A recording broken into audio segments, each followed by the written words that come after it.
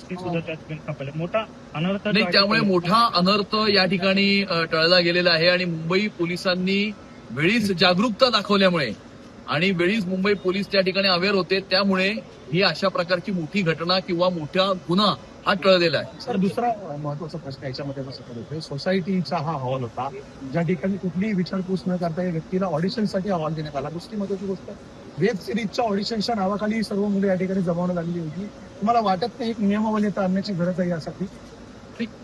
सोसायटीजनी आपला हॉल किंवा कुठलाही बँकवेट हॉल कुठल्या मीटिंगसाठी कुठल्या कारणासाठी हे देत आहेत याची नोंद कुठल्याही हॉलची किंवा कुठल्याही बँकवेट हॉलची नोंद ही स्वतःकडे ठेवणं आणि पूर्णपणे व्यवस्थितपणे चौकशी करून या ठिकाणी तो हॉल देणं अशा प्रकारची एसओपी ही तयार करण्याची अत्यंत आवश्यकता या मुंबई शहरामध्ये आहे. या घटनेतनं हे आपल्याला दिसून येतं. दुसरीकडे कुठेतरी नागरिकांनी सुद्धा सतर्क राहणं गरजेचं आहे, कारण सोशल मीडियावरती असे ऑडिशन्स जे आहेत त्याच्या जाहिराती पाठवल्या जातात आणि मग ते आपण त्या ठिकाणी जातो.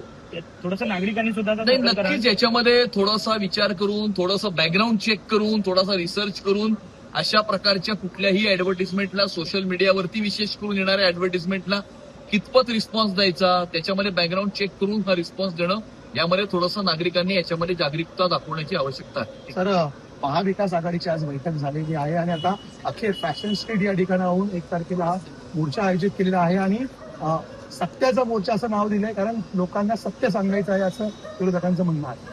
नाही, असं आहे की प्रत्येकाला, प्रत्येक राजकीय पक्षाला, प्रत्येक नागरिकाला आपलं म्हणणं मांडण्याचा पूर्ण अधिकार आहे, मोर्चा काढण्याचाही पूर्ण अधिकार आहे. परंतु आधी हा मोर्चा हिंदू जिमखान्याहून काढण्यात येणार होता आणि आता तो फॅशन स्ट्रीटहून काढण्यात येत आहे.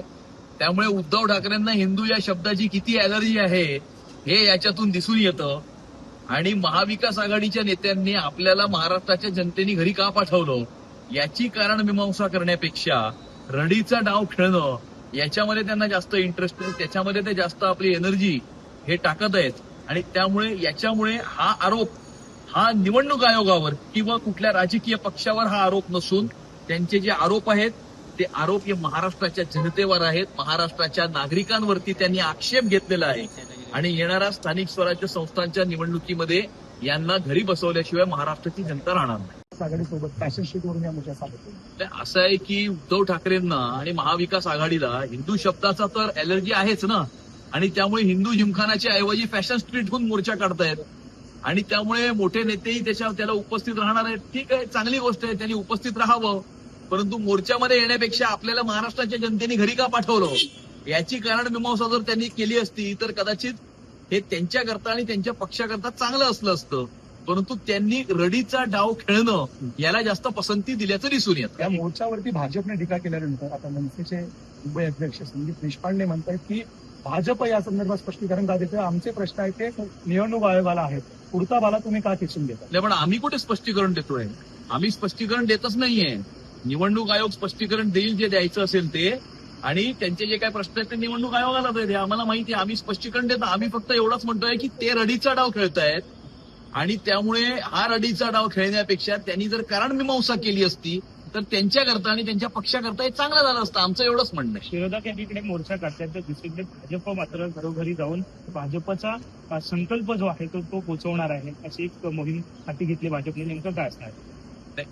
आवाज मुंबईकरांचा संकल्प भाजपचा ही मोहीम 17 सप्टेंबरला सन्माननीय महाराष्ट्राचे मुख्यमंत्री देवेंद्र फडणवीस साहेबांनी लॉन्च केली होती.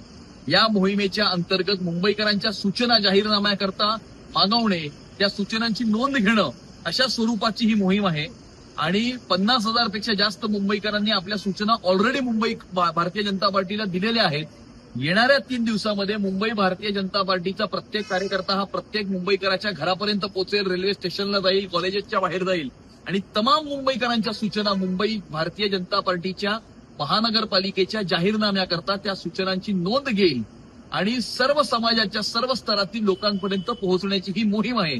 आणि मुंबईकरांच्या घरापर्यंत आणि मुंबईकरांच्या हृदयापर्यंत भारतीय जनता पार्टी ही पोहोचणार आहे. मुंबईत 6:30 वाजता नॅशनल पार्कला आणि रविवारी सकाळी 6:30 वाजता मरीन ड्राईव्हला मुंबईकरांची भेट आणि त्यांच्या सूचनांची नोंद करण्याकरता मी स्वतः भारतीय जनता पार्टीचा मुंबईचा अध्यक्ष म्हणून जाणार आहे. आज तुम्ही महेश कुटार इंग्रज सुद्धा गेल्याची माहिती समोर येते.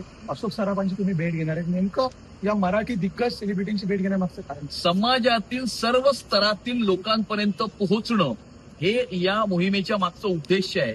याच मोहिमेच्या अंतर्गत मी मुंबई शहरातल्या डबेवाल्यांबरोबर भोजन केलं. याच मोहिमेच्या अंतर्गत बॉम्बे सेंट्रलच्या आपल्या कुली बांधवांबरोबर भोजन केलं.